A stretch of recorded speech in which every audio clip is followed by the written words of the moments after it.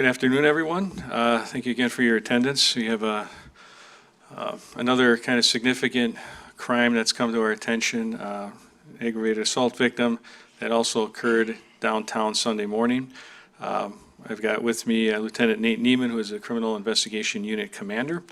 Of course, the Mayor and Representative Sheriff's Department, Captain Tim Brigaman. Both Lieutenant Neman, Captain Brigaman will provide the details of this incident. It is an active investigation. We also have some information at the end. We'll be looking for the public's assistance in identifying a couple of individuals involved in this aggravated assault case. And I'll turn it over to Lieutenant Neman, and at the end, we're all happy to stand for questions.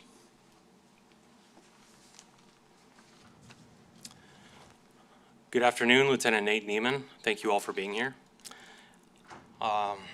While the Fargo Police Department was actively investigating the shooting in the 50 block of Broadway, mutual aid was requested for assistance with emergency calls in the city of Fargo.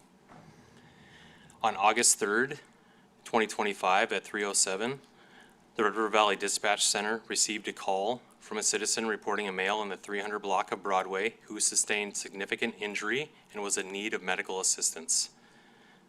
The Cass County Sheriff's Office, the Fargo Fire Department, and Sanford Ambulance responded to the scene. The victim was transported to a local hospital for treatment. Later that same day, family members of the victim contacted the Fargo Police Department to inquire if he had been involved in the downtown shooting. We can confirm that this incident is entirely separate from the earlier shooting. Officers spoke with the victim's family on Sunday evening. However, there was no report in the system and no notification from the other agency about the details of that incident. On August 5th, 2025, the Fargo Police Department was notified that the victim's injuries were life-threatening. The Criminal Investigations Division immediately began formally investigating the incident. Detectives have since reviewed surveillance footage from the area and have confirmed that the victim was assaulted in the 300 block of Broadway North. As of today, the victim is still in critical condition with family and being assessed and treated by doctors. The Fargo Police Department is requesting any information on this violent assault. Anyone with any information, please contact the Fargo Police Department through TIP 411 or our tip line. The Fargo Police Department and our metro area partners will continue to diligently work towards solving this assault and will keep you informed as we know more.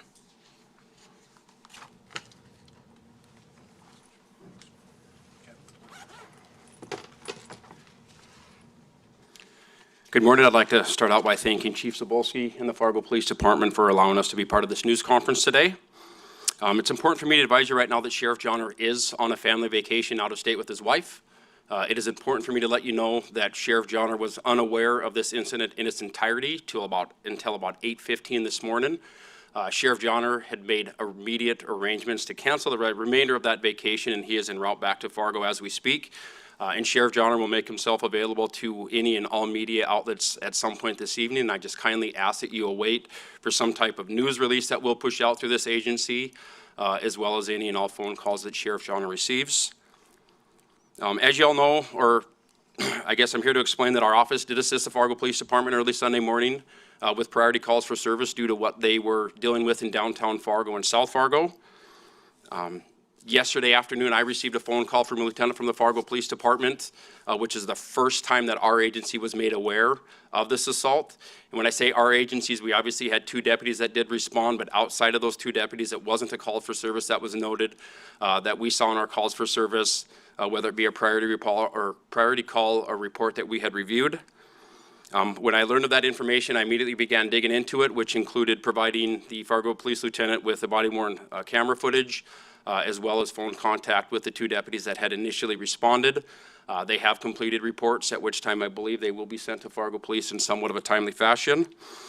I would like to kind of spell out the time frame of the events when we were covering calls for the city of Fargo. The call itself was generated at 3:08 a.m. Our 2 deputies that ultimately did respond were on a separate call for service, cleared from that, got this call at 3:23 a.m. and responded to the 300 block of Broadway emergent. They arrived on scene, I believe it was, yes, our deputies arrived on scene right at 3:26. The patient/victim was loaded up in the ambulance. He was on a gurney, and the details that our deputies received was that they were there for an uncooperative or an unruly patient. Our deputies did assist in adequately restraining this individual. They exited the ambulance transported patients, and our deputies were sent to a separate call for service in South Fargo with regard to a suicidal juvenile. We did not provide any further follow-up once we had exited the ambulance. And again, we were unaware of the severity of this situation until I was notified by a Fargo police lieutenant yesterday. Currently, the investigation is being handled by the Fargo Police Department as Lieutenant Neman advised. As mentioned, we have provided our body-worn camera and our police reports, and we will remain 100% available to the Fargo Police Department should they have any further questions or require any other assistance from our agency. I want to hammer one key point right now, and that appears to be what is the lack of our response from our agency on this call for service. At face value, our deputies were sent to assist fire and EMS what was identified as an uncooperative patient. Like I had mentioned, it took 3 minutes for them to get there.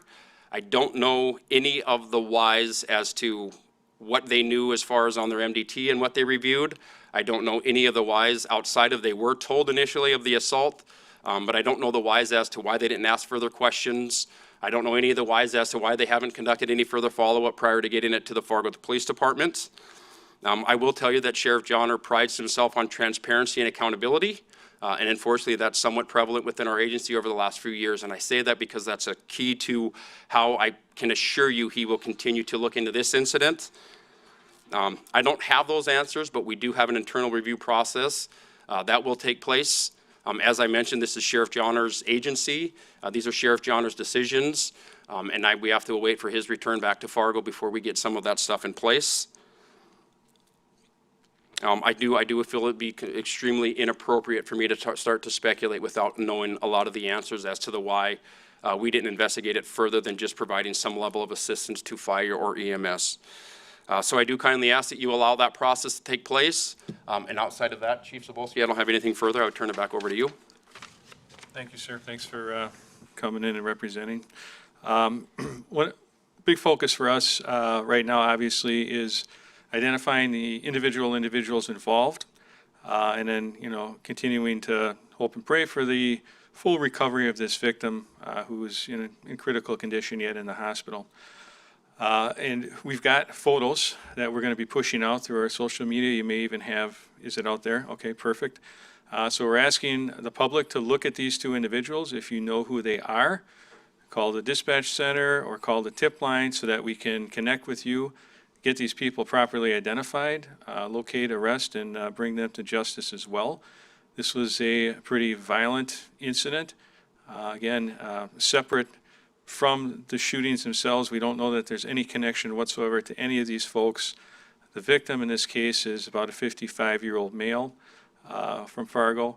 And so, again, we don't think that these are connected other than it was a separate violent incident a couple blocks away from all of the other activity that our folks in Cass County and others were involved in.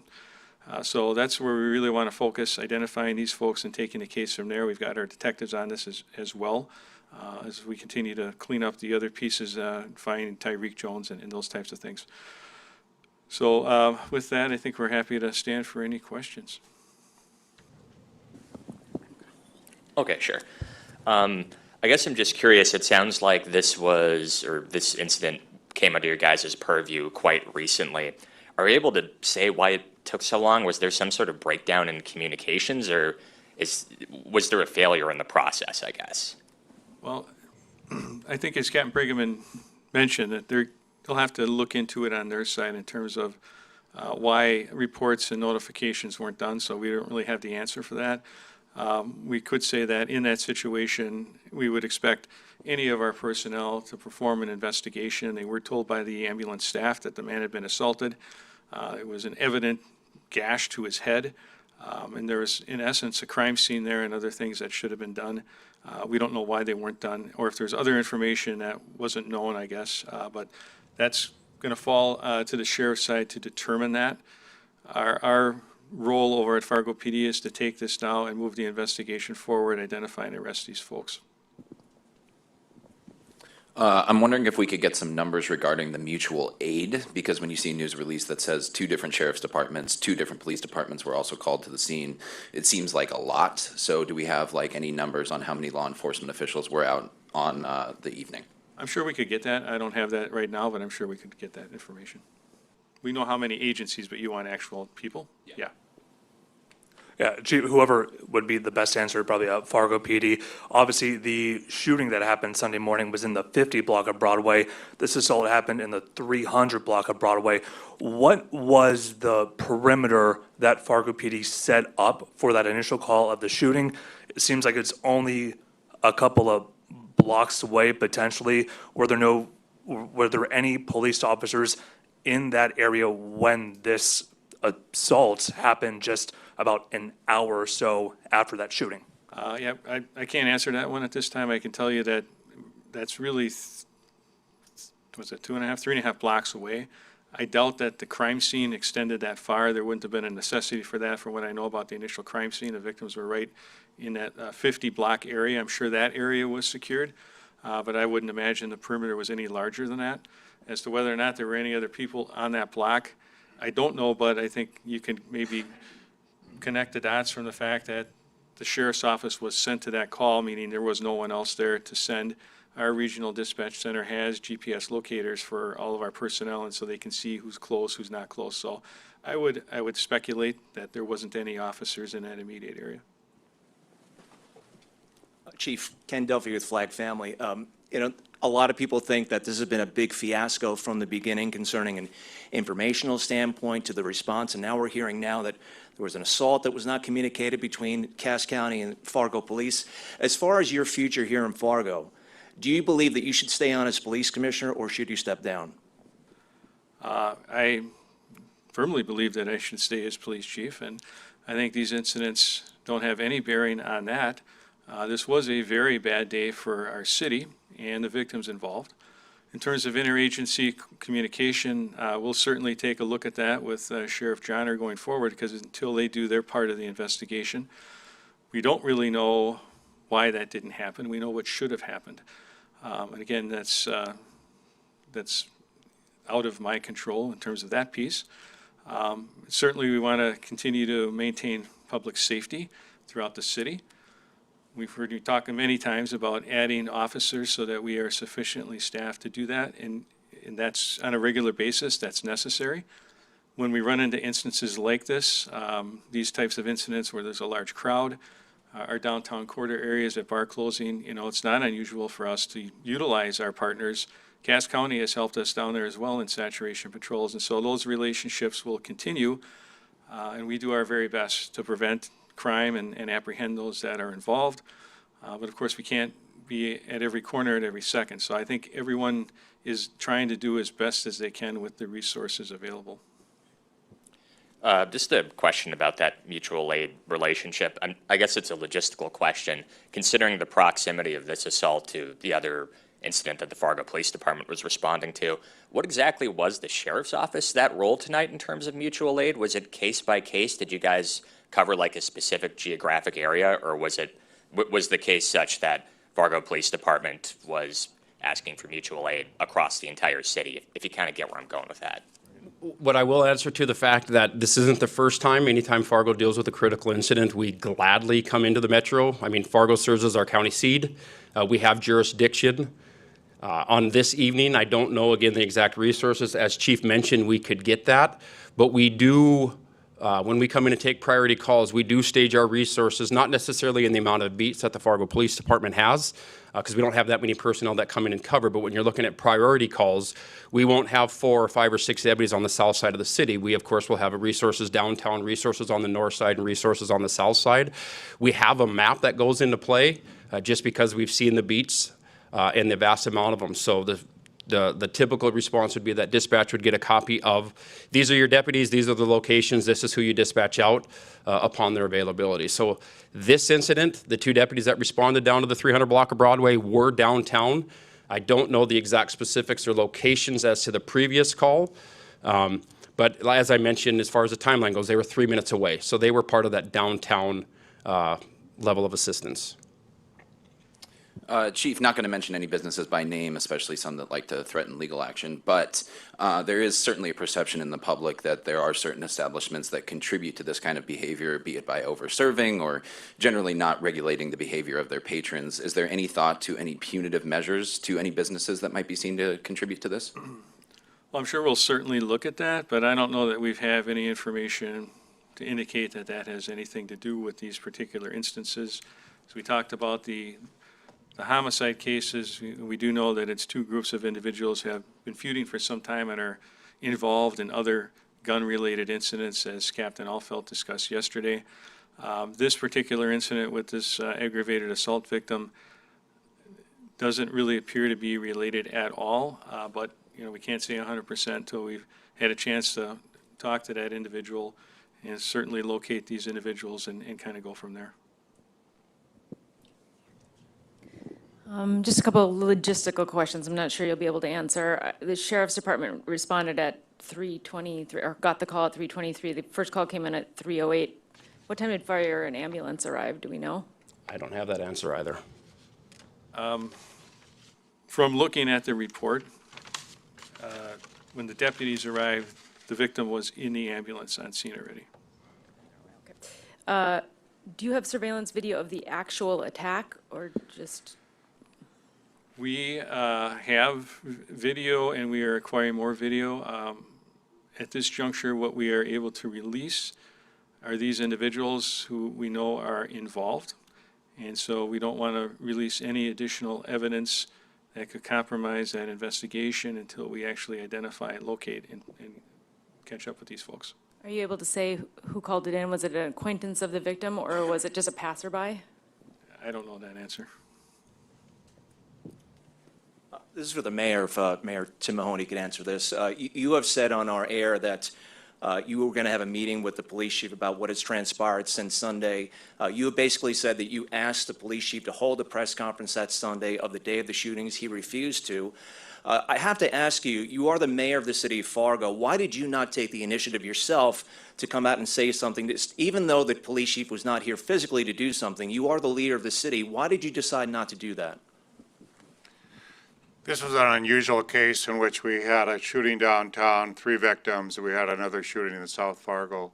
And when the chief and I discussed a press conference, he was concerned about some things that might compromise the investigation. I wouldn't want to do anything to compromise the investigation. Plus, he also felt we didn't have a lot of information to give. Retrospect, I do it different because public wants to know and ask questions. We probably would have had questions we couldn't answer. So retrospectively, that's why I said policy-wise, we'll look at this. It's obvious from the press you'd like some response, or some of us out there immediately or close to as quickly as we can. So I think it's going to be a policies discussion. We'll discuss with the press, what time would you like us to come out? Does it make sense to have a press conference early in the morning? Does it make sense to maybe have a press conference a couple times during the day? But I think we'll discuss that. The other issue is that at one time we used to have police officers every shift give a response, and sometimes the information wasn't correct or the data wasn't correct. So part of what we do as the police right now is we want to give accurate information, and you don't accidentally want to, be looking for somebody you shouldn't be looking for. A lot of changes I think that have happened in policing that we didn't have before. We have a lot of cameras that are out there. We have a lot of people at the crime centers there, in which we have our team working. You called the investigators in 3 in the morning or whatever, and we started working the case right away. But if I'm going to compromise something, I would not want to do that. Now, I do understand from the press, they'd just like some answers, so we'll get that. We'll get in time we have anything happen, we'll sit down and talk to the press. Sorry, but do you have confidence in your chief? Pardon me? Do you have confidence in your police chief to stay on? Chief and I are going to have a discussion. You guys are pushing this. There's the regular ways in which you go through things. The press wants to have it faster than that goes. That's not the way the world works. You need to sit down and have a discussion, go through the facts, go through what went to happen, and those things are going to happen. So we'll tell you when those things happen. My question is for Chief Cebulski. Just curious, I know that you're looking at surveillance video in regards to this assault. Looking at these pictures that have been provided, how exactly, what is this? Was this a Snapchat video? Was this cell phone video of it happening, in real time?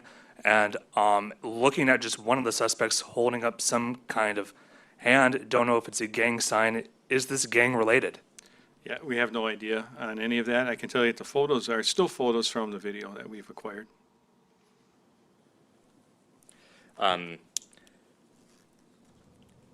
Just my last question, I promise.